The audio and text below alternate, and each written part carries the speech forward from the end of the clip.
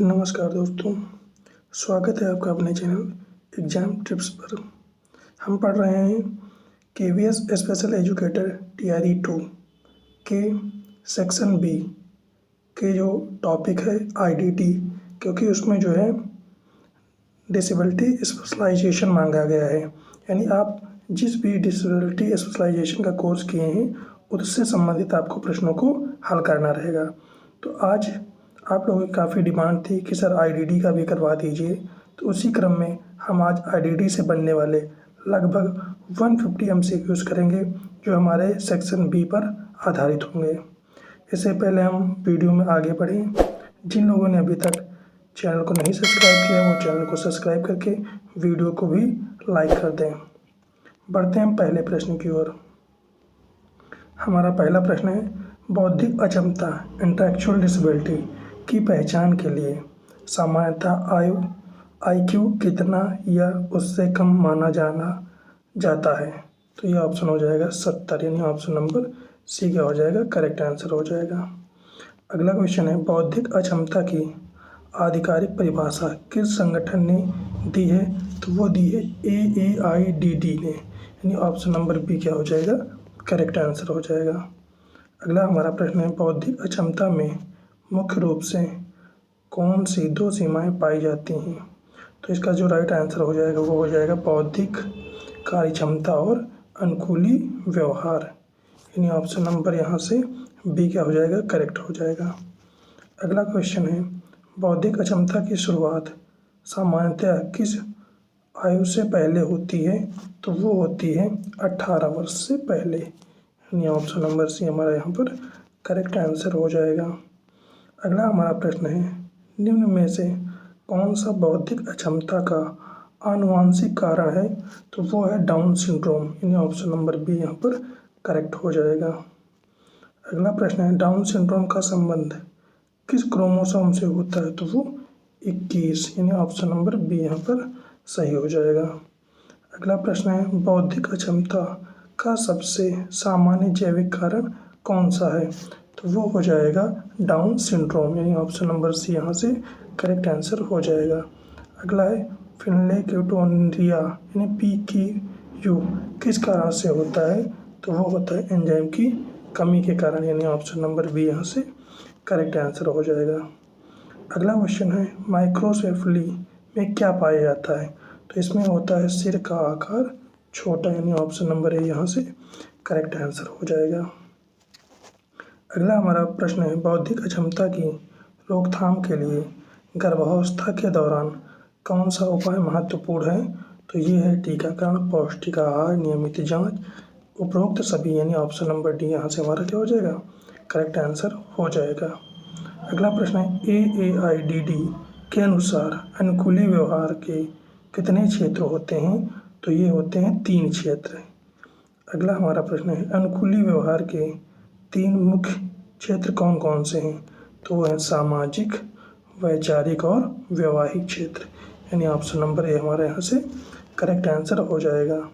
अगला प्रश्न है, बौद्धिक अक्षमता की हल्की श्रेणी यानी माइल्ड का IQ सामान्यतः कितना होता है। तो वो होता है 50 से 70 IQ के बीच, यानी ऑप्शन नंबर ए हमारा यहाँ से करेक्ट हो जाएगा।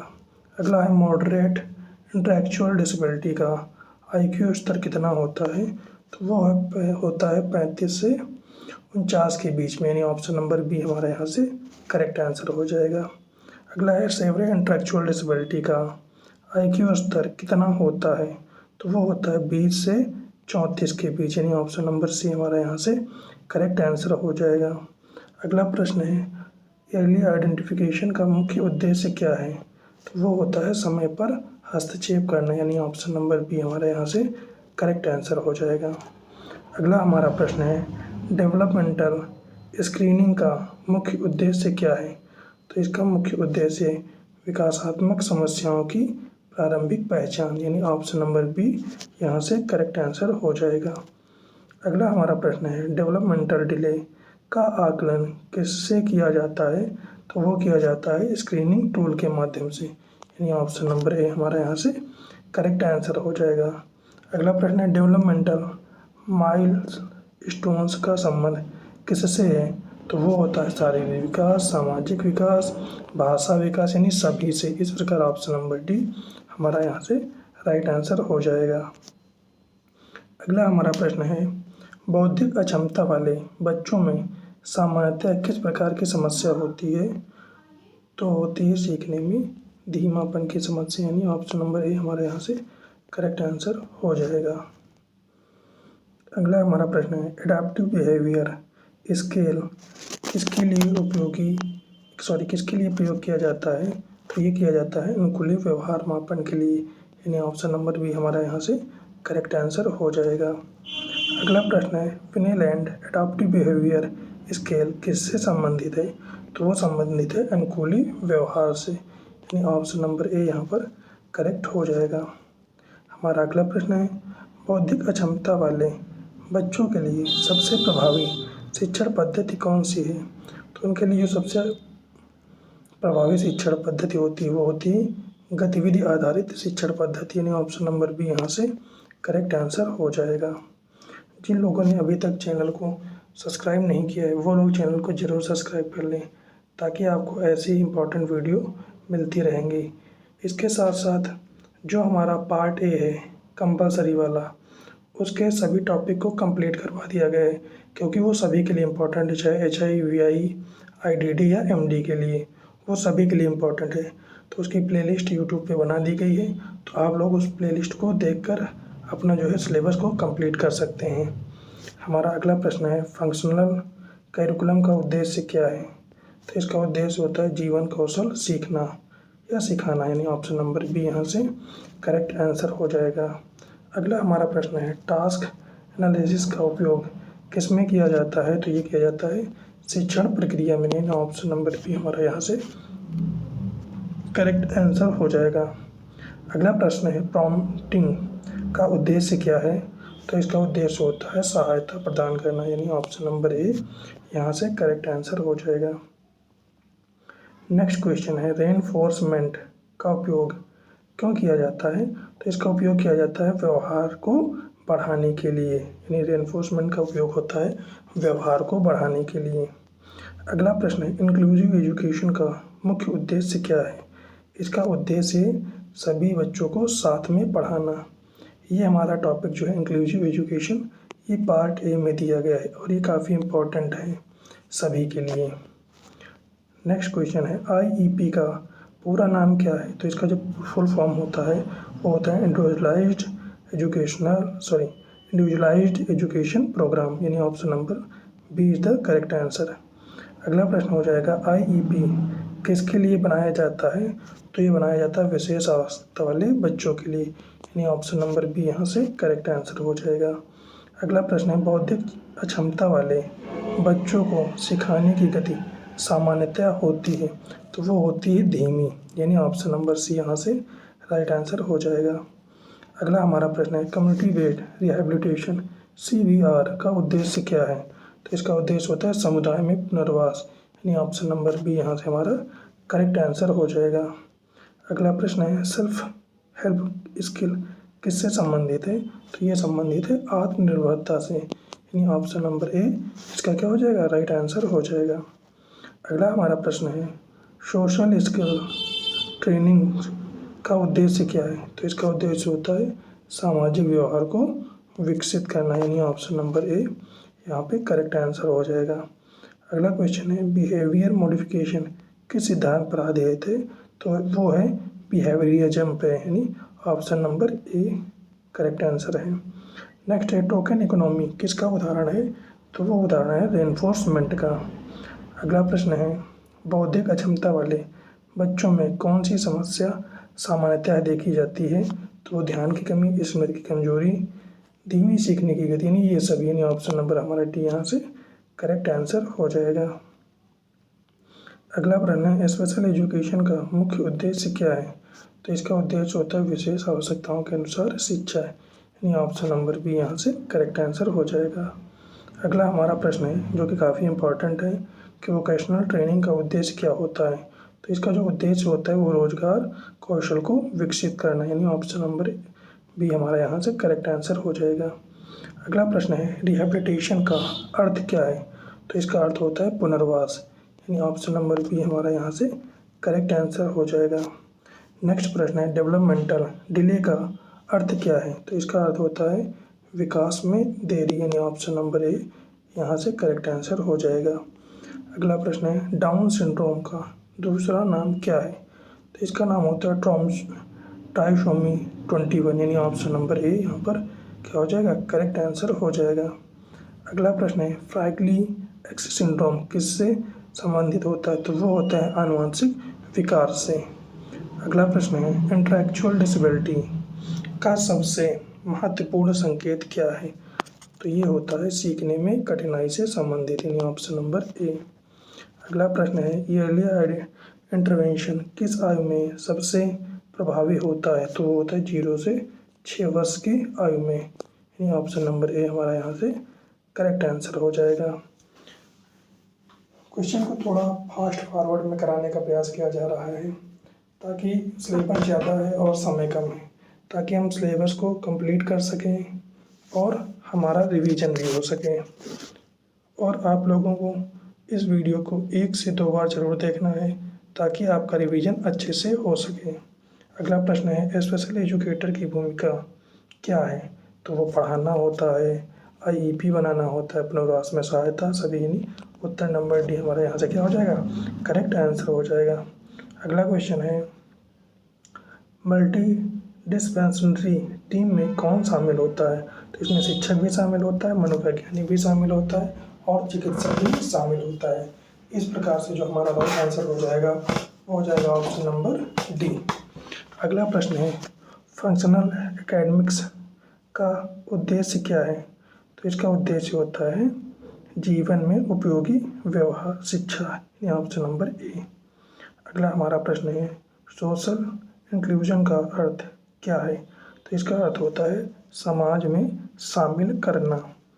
अगला प्रश्न है स्पेशल एजुकेशन में पेरेंट इन्वॉल्वमेंट क्यों आवश्यक है? सहयोग के लिए, प्रशिक्षण के लिए, बच्चों के विकास के लिए, यानी इन सभी के लिए, यानी ऑप्शन नंबर डी हमारे यहाँ से करेक्ट आंसर हो जाएगा। अगला प्रश्न है बौद्धिक अक्षमता के आकलन में आईक्यू के साथ साथ किसका मूल्यांकन आवश्यक होता है? तो वो होता है अनुकूली व्यवहार के, यानी ऑप्शन नंबर बी यहाँ से करेक्ट आंसर हो जाएगा। अगला क्वेश्चन है EAIDD का पूरा नाम क्या है? तो इसका फुल फॉर्म होता है American association on intellectual and developmental disability, यानी ऑप्शन नंबर ए हमारे यहाँ से करेक्ट आंसर हो जाएगा। नेक्स्ट क्वेश्चन है निम्न में से कौन सा प्रीनेटल कारण है जो बौद्धिक अक्षमता उत्पन्न कर सकता है? तो इसका कारण होता है गर्भावस्था में संक्रमण, यानी ऑप्शन नंबर बी क्या हो जाएगा? यहाँ से करेक्ट आंसर हो जाएगा। नेक्स्ट क्वेश्चन है जन्म के समय ऑक्सीजन की कमी को क्या कहा जाता है? तो उसे कहा जाता है हाइपोक्सिया, यानी ऑप्शन नंबर ए हमारा यहाँ से क्या हो जाएगा? करेक्ट आंसर हो जाएगा। नेक्स्ट क्वेश्चन है पोस्टनेटल कारणों में कौन सा बौद्धिक अक्षमता का कारण बन सकता है? तो वो बन सकता है मेनिंजाइटिस, यानी ऑप्शन नंबर ए यहाँ से करेक्ट हो जाएगा। अगला क्वेश्चन है बौद्धिक अक्षमता के आकलन के लिए निम्न में से कौन सा परीक्षण प्रयोग किया जाता है? तो वो किया जाता है स्टैनफोर्ड बिनेट टेस्ट परीक्षण, यानी ऑप्शन नंबर ए क्या हो जाएगा? यहाँ से करेक्ट आंसर हो जाएगा। नेक्स्ट है वेस्लर इंटेलिजेंस स्केल किसके लिए प्रयोग किया जाता है? तो ये बुद्धि परीक्षण के लिए प्रयोग किया जाता है, यानी ऑप्शन नंबर सी। अगला प्रश्न है बौद्धिक अक्षमता वाले बच्चों में सामान्यतः कौन सा व्यवहार देखा जाता है? तो वो देखा जाता है समस्या समाधान में कठिनाई का। अगला हमारा प्रश्न है ईयरली इंटरवेंशन प्रोग्राम का मुख्य लक्ष्य क्या है? तो इसका मुख्य लक्ष्य होता है विकासात्मक देरी को कम करना, यानी ऑप्शन नंबर बी।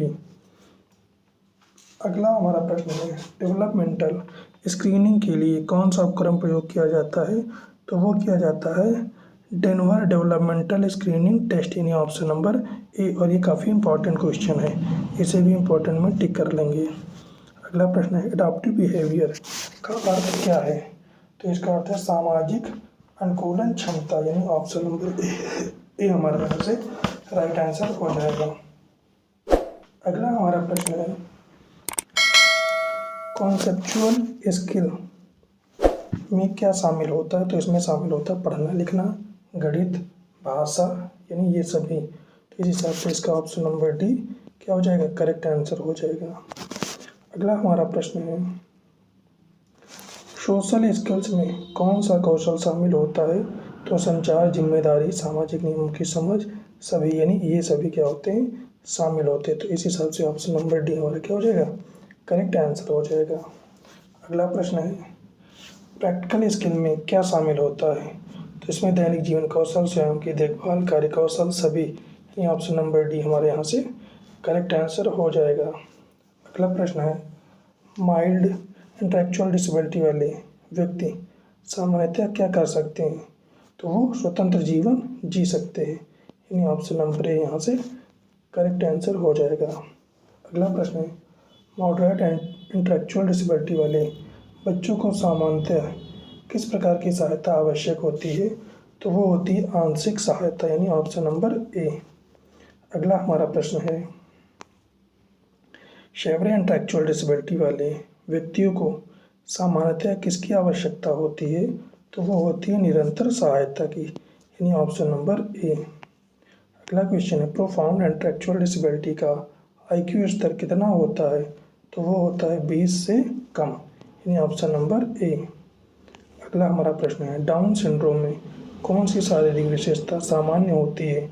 तो वो चपटा चेहरा, तिरछी आंखें, छोटा कद, ये सभी, यानी ऑप्शन नंबर डी। अगला क्वेश्चन है, फ्रैंकलिन एक्स सिंड्रोम का संबंध किससे होता है? तो वो होता है एक्स क्रोमोसोम से। अगला क्वेश्चन है, माइक्रोसिफली में किसका आकार छोटा होता है? तो मस्तिष्क और सिर का। अगला क्वेश्चन है, माइक्रोसेफली में क्या पाया जाता है? तो बड़ा सिर पाया जाता है। अगला, बिहेवियर मॉडिफिकेशन का आधार कौन सा सिद्धांत है? तो वो है ऑपरेंट कंडीशनिंग, यानी ऑप्शन नंबर ए। अगला प्रश्न है, BF स्कैनर किस सिद्धांत से जुड़े हुए हैं? तो वो जुड़े हुए हैं ऑपरेंट कंडीशनिंग से। अगला क्वेश्चन है, पॉजिटिव रिइंफोर्समेंट का अर्थ क्या है? तो इसका अर्थ होता है अच्छे व्यवहार पर पुरस्कार देना। अगला प्रश्न है, नेगेटिव रिइंफोर्समेंट का अर्थ क्या है? तो इसका अर्थ होता है अप्रिय स्थिति हटाकर व्यवहार बदलना, यानी ऑप्शन नंबर बी। अगला क्वेश्चन है, प्रॉम्प्ट फाइंडिंग का उद्देश्य क्या है? तो इसका उद्देश्य होता है सहायता धीरे धीरे कम करना। अगला प्रश्न है, टास्क एनालिसिस का अर्थ क्या है? तो इसका अर्थ होता है कार्य को छोटे छोटे टुकड़ों में विभाजित करना, यानी छोटे छोटे चरणों में विभाजित करना। अगला क्वेश्चन है, चेनिंग टेक्निक किस में प्रयोग की जाती है? तो वो कौशल को सिखाने में। अगला प्रश्न है, फॉरवर्ड चेनिंग में क्या किया जाता है? तो इसमें पहले चरण से शुरुआत। अगला क्वेश्चन है, बैकवर्ड चेनिंग में क्या किया जाता है? तो इसमें जो है अंतिम चरण से शुरुआत की जाती है, यानी अंतिम चरण से इसमें शुरुआत की जाती है। अगला प्रश्न है, फंक्शनल कैरिकुलम का मुख्य उद्देश्य क्या होता है? तो ये जीवन उपयोगी शिक्षा। अगला प्रश्न है, वोकेशनल एजुकेशन का उद्देश्य क्या है? तो इसका उद्देश्य होता है रोजगार कौशल को विकसित करना। हमारा अगला प्रश्न है, सेल्फ केयर स्किल में क्या शामिल है? तो वो शामिल है खाना खाना, कपड़े पहनना, स्वच्छता बनाए रखना, यानी ये सभी। इस हिसाब से इसका ऑप्शन नंबर डी क्या हो जाएगा? करेक्ट हो जाएगा। अगला प्रश्न है, सोशल इंटरेक्शन का अर्थ क्या है? तो समाज में शामिल करना। नेक्स्ट है, इंक्लूसिव एजुकेशन का आधार कौन सा सिद्धांत है? तो वो है समान व्यवहार। अगला हमारा प्रश्न है, IEP तैयार करने में कौन शामिल होता है? तो वो शिक्षक, अभिभावक, विशेषज्ञ और सभी। अगला प्रश्न है, IEP का मुख्य उद्देश्य क्या है? तो इसका अर्थ होता है व्यक्तिगत शिक्षण योजना बनाना। अगला क्वेश्चन है, कम्युनिटी बेस्ड रिहेबिलिटेशन का उद्देश्य क्या है? तो इसका अर्थ होता है, यानी इसका उद्देश्य होता है समुदाय में पुनर्वास। अगला, मल्टी डिस्पेंसरी अप्रोच में कौन शामिल होता है? तो शिक्षक, मनोवैज्ञानिक, चिकित्सक, ये सभी लोग शामिल होते हैं। अगला क्वेश्चन है, ट्रांजिशन प्लानिंग का उद्देश्य क्या होता है? तो इसका उद्देश्य होता है स्कूल में वयस्क जीवन की तैयारी। अगला क्वेश्चन है इंडिपेंडेंट लिविंग स्किल किससे संबंधित होती है, तो वो आत्मनिर्भर जीवन से। अगला क्वेश्चन है बिहेवियर असेसमेंट का उद्देश्य क्या होता है, तो ये होता है समस्या व्यवहार की पहचान। अगला क्वेश्चन है फंक्शनल बिहेवियर असेसमेंट का उद्देश्य क्या है, तो इसका उद्देश्य होता है व्यवहार के कारणों को समझना। अगला प्रश्न है स्पेशल एजुकेटर की भूमिका क्या होती है, तो वो शिक्षण, मूल्यांकन, पुनर्वास में सहायता, इन सभी में होती है, ऑप्शन नंबर डी। अगला है पेरेंट काउंसलिंग क्यों आवश्यक है, जागरूकता के लिए, सहयोग के लिए, बच्चों के विकास के लिए, यानी सभी के लिए, यानी ऑप्शन नंबर डी। अगला है रिहैबिलिटेशन सर्विस का उद्देश्य क्या है, तो स्वतंत्र जीवन जीने में सहायता। अगला क्वेश्चन है लाइफ स्किल एजुकेशन किसके लिए आवश्यक है, तो वो है सभी बच्चों के लिए। अगला हमारा प्रश्न है सोशल कॉम्पिटेंस का अर्थ क्या है, तो इसका होता है सामाजिक कौशल। अगला इंटेलेक्चुअल डिसेबिलिटी के प्रबंधन में सबसे महत्वपूर्ण क्या है, तो प्रारंभिक हस्तक्षेप, विशेष शिक्षा, पुनर्वास सेवाएं, सभी, यानी ऑप्शन नंबर डी क्या हो जाएगा, करेक्ट आंसर हो जाएगा। नेक्स्ट प्रश्न है DSM-5 के अनुसार बौद्धिक अक्षमता का निदान किस आधार पर किया जाता है, तो वो किया जाता है IQ और अनुकूली व्यवहार दोनों के लिए। अगला हमारा प्रश्न है DSM-5 का पूरा नाम क्या है, तो इसका फुल फॉर्म होता है diagnostic statics manual for mental disorder, यानी ऑप्शन नंबर ए। अगला प्रश्न है इंटेलेक्चुअल डिसेबिलिटी के वर्गीकरण में किसे अधिक महत्व दिया गया है, तो वो दिया गया है एडाप्टिव बिहेवियर को। अगला हमारा प्रश्न है इंटेलेक्चुअल डिसेबिलिटी में एडाप्टिव बिहेवियर किन क्षेत्रों में मापा जाता है, तो वो कैप्चुअल, सोशल, प्रैक्टिकल, यानी उपरोक्त सभी, ऑप्शन नंबर डी क्या हो जाएगा, करेक्ट आंसर हो जाएगा। नेक्स्ट है प्रीनेटल कारणों में कौन सा कारक शामिल होता है, तो वो होता है गर्भावस्था में दवा का दुष्प्रभाव। अगला हमारा प्रश्न है पेरीनेटल कारण का उदाहरण क्या है, तो इसका उदाहरण है जन्म के समय ऑक्सीजन की कमी। अगला हमारा प्रश्न है पोस्टनेटल कारण का उदाहरण क्या है, तो इसका उदाहरण होता है मेनिंजाइटिस। अगला हमारा प्रश्न है हाइड्रोसेफेलस में क्या होता है, तो इसमें होता है मस्तिष्क में द्रव का अधिक संचय। अगला प्रश्न है इंटेलेक्चुअल डिसेबिलिटी वाले बच्चों की सीखने की विशेषता क्या होती है, तो धीमी सीखने की गति, जल्दी भूलना, अधिक पुनरावृत्ति की आवश्यकता, सभी, तो ऑप्शन नंबर डी क्या हो जाएगा, करेक्ट हो जाएगा। अगला प्रश्न है जनरलाइजेशन का अर्थ क्या है, तो इसका अर्थ होता है सीखे हुए कौशल को विभिन्न परिस्थितियों में उपयोग करना। हमारा अगला प्रश्न है मेंटेनेंस का अर्थ क्या है, तो इसका अर्थ होता है सीखे हुए कौशल को लंबे समय तक बनाए रखना, यानी ऑप्शन नंबर ए यहाँ से करेक्ट आंसर हो जाएगा। अगला प्रश्न है इंटेलेक्चुअल डिसेबिलिटी वाले बच्चों को पढ़ाने में कौन सी रणनीति अधिक प्रभावी होती है, तो वो होती है कंक्रीट टीचिंग, यानी option number A. Next question है कॉन्ट्रैक्ट टीचिंग का अर्थ क्या है, तो इसका अर्थ होता है वास्तविक वस्तुओं के माध्यम से शिक्षा, यानी हमारा क्वेश्चन था कंक्रीट टीचिंग का अर्थ क्या है, तो इसका अर्थ होता है वास्तविक वस्तुओं के माध्यम से शिक्षा। अगला हमारा प्रश्न है इंडिविजुअलाइज्ड एजुकेशन प्रोग्राम IEP में क्या शामिल होता है, तो इसमें शामिल होता है वर्तमान स्तर का आकलन, लक्ष्य निर्धारण, शिक्षा नीतियाँ, ये सभी, यानी ऑप्शन नंबर डी यहाँ से करेक्ट आंसर हो जाएगा। अगला हमारा प्रश्न है IEP की समस्या सामान्यतः कितने समय में की जाती है, तो ये की जाती है 1 वर्ष में, यानी ऑप्शन नंबर सी। अगला हमारा प्रश्न है लीस्ट रिस्ट्रिक्टिव इन्वायरमेंट LRE का अर्थ क्या है, तो इसका अर्थ होता है न्यूनतम प्रतिबंध वाला शैक्षिक वातावरण, यानी ऑप्शन नंबर ए। अगला प्रश्न है फंक्शनल बिहेवियर असेसमेंट FBA का उद्देश्य क्या है? तो इसका उद्देश्य होता है व्यवहार के कारणों का पता लगाना। अगला हमारा प्रश्न है प्रॉब्लम बिहेवियर का प्रबंधन किस विधि से किया जाता है? तो ये होता है बिहेवियर मॉडिफिकेशन, यानी ऑप्शन नंबर ए।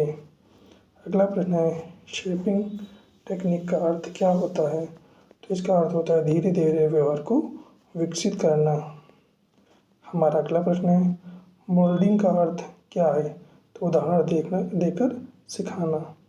अगला प्रश्न है सेल्फ डिटरमिनेशन का अर्थ क्या है? तो इसका अर्थ होता है स्वयं निर्णय लेने की क्षमता। अगला हमारा प्रश्न है ट्रांजिशन प्लानिंग का संबंध किससे है? तो इसका संबंध होता है स्कूल से वयस्क जीवन की तैयारी। हमारा अगला प्रश्न है सपोर्टेड एम्प्लॉयमेंट का अर्थ क्या होता है? तो इसका होता है सहायता के साथ रोजगार। अगला प्रश्न है सिलेक्टेड वर्कशॉप किसके लिए होती है? तो ये होती है दिव्यांग व्यक्तियों के रोजगार शिक्षण के लिए, ऑप्शन नंबर ए। अगला प्रश्न है इंडिपेंडेंट लिविंग स्किल में क्या शामिल है? तो वो शामिल है खाना बनाना, पैसे का उपयोग, यात्रा करना, सभी, यानी ऑप्शन नंबर डी। नेक्स्ट प्रश्न है कम्युनिटी पार्टिसिपेशन का अर्थ क्या है? तो इसका अर्थ है समाज की गतिविधियों में भाग लेना, यानी ऑप्शन नंबर ए। रिहैबिलिटेशन का मुख्य उद्देश्य क्या है? तो इसका मुख्य उद्देश्य होता है व्यक्ति को अधिकतम स्वतंत्र बनाना, यानी ऑप्शन नंबर ए। अगला हमारा प्रश्न है मल्टी डिस्पेंसरी टीम में कौन शामिल होता है? तो इसमें स्पेशल एजुकेटर, साइकोलॉजिस्ट, थेरेपिस्ट, ये सभी लोग क्या होते हैं? शामिल होते हैं। इस हिसाब से हमारा ऑप्शन नंबर डी क्या हो जाएगा? करेक्ट आंसर हो जाएगा। अगला क्वेश्चन ऑक्यूपेशनल थेरेपी का उद्देश्य क्या है? तो इसका उद्देश्य होता है दैनिक जीवन कौशल विकसित करना, यानी ऑप्शन नंबर ए। अगला प्रश्न है स्पीच थेरेपी किसके द्वारा दी जाती है? तो वो दी जाती है भाषा और संचार सुधार के लिए। अगला हमारा प्रश्न है साइटोथेरेपी का उद्देश्य क्या है? तो इसका उद्देश्य होता है शारीरिक गतिशीलता सुधारना। अगला हमारा प्रश्न है स्पेशल एजुकेटर का मुख्य कार्य क्या है? तो इसका मुख्य कार्य होता है शिक्षण मूल्यांकन IEP बनाना और सभी, यानी ऑप्शन नंबर डी। यानी ये सभी इसके क्या होते हैं? मुख्य कार्य होते हैं। अगला प्रश्न है पेरेंट ट्रेनिंग क्यों आवश्यक है? तो घर पर अभ्यास के लिए, जागरूकता के लिए, सहयोग के लिए, नहीं सभी, यानी ऑप्शन नंबर डी हमारे यहाँ से करेक्ट आंसर हो जाएगा। नेक्स्ट है इंक्लूसिव एजुकेशन में किसका महत्व होता है? तो होता है सहयोगात्मक शिक्षण का, सहयोगात्मक शिक्षण का, समान अवसर का, सकारात्मक दृष्टिकोण के, यानी सभी के लिए ऑप्शन नंबर डी हमारे यहाँ से करेक्ट आंसर हो जाएगा। अगला प्रश्न है पीयर ट्यूटोरिंग का अर्थ क्या है? तो इसका अर्थ होता है सहपाठी द्वारा शिक्षा। हमारा अगला प्रश्न है कंपैरेटिव लर्निंग का उद्देश्य क्या है? तो इसका उद्देश्य होता है समूह में सीखना, यानी ऑप्शन नंबर ए। अगला क्वेश्चन है सेल्फ स्किल एजुकेशन का मुख्य उद्देश्य क्या है? तो इसका मुख्य उद्देश्य होता है दैनिक जीवन कौशल को विकसित करना। अगला क्वेश्चन है सोशल स्किल ट्रेनिंग किसके लिए महत्वपूर्ण है? तो ये महत्वपूर्ण है सामाजिक व्यवहार सुधारने के लिए, यानी ऑप्शन नंबर ए। अगला प्रश्न है सेल्फ एडवोकेसी का अर्थ क्या है? तो इसका अर्थ होता है अपने अधिकारों के लिए बोलना, यानी ऑप्शन नंबर ए। अगला हमारा प्रश्न है इंटेलेक्चुअल डिसेबिलिटी वाले व्यक्तियों के लिए सबसे प्रभावी पुनर्वास मॉडल कौन सा है? तो वो है कम्युनिटी बेस्ड रिहेबिलिटेशन, यानी ऑप्शन नंबर ए। अगला क्वेश्चन है कम्युनिटी बेस्ड रिहेबिलिटेशन का मुख्य उद्देश्य क्या है? तो इसका जो मुख्य उद्देश्य है समुदाय में समावेशन, यानी ऑप्शन नंबर ए। अगला प्रश्न है इंक्लूसिव सोसाइटी का अर्थ क्या है? तो इसका जो अर्थ है सभी के लिए समान अवसर वाला समाज। नेक्स्ट प्रश्न है हमारा सोशल एक्सेप्टेंस का अर्थ क्या है? तो इसका अर्थ होता है समाज द्वारा स्वीकार करना। अगला प्रश्न है एम्पावरमेंट का अर्थ क्या है? तो इसका जो अर्थ होता है सशक्त बनाना, यानी ऑप्शन नंबर ए। अगला प्रश्न है क्वालिटी ऑफ लाइफ का अर्थ क्या है? तो इसका अर्थ होता है जीवन की गुणवत्ता। आप लोगों को मैं बताना चाहता हूँ कि जो पार्ट ए है उसका कंप्लीट सिलेबस MCQ वाला करवा दिया गया है।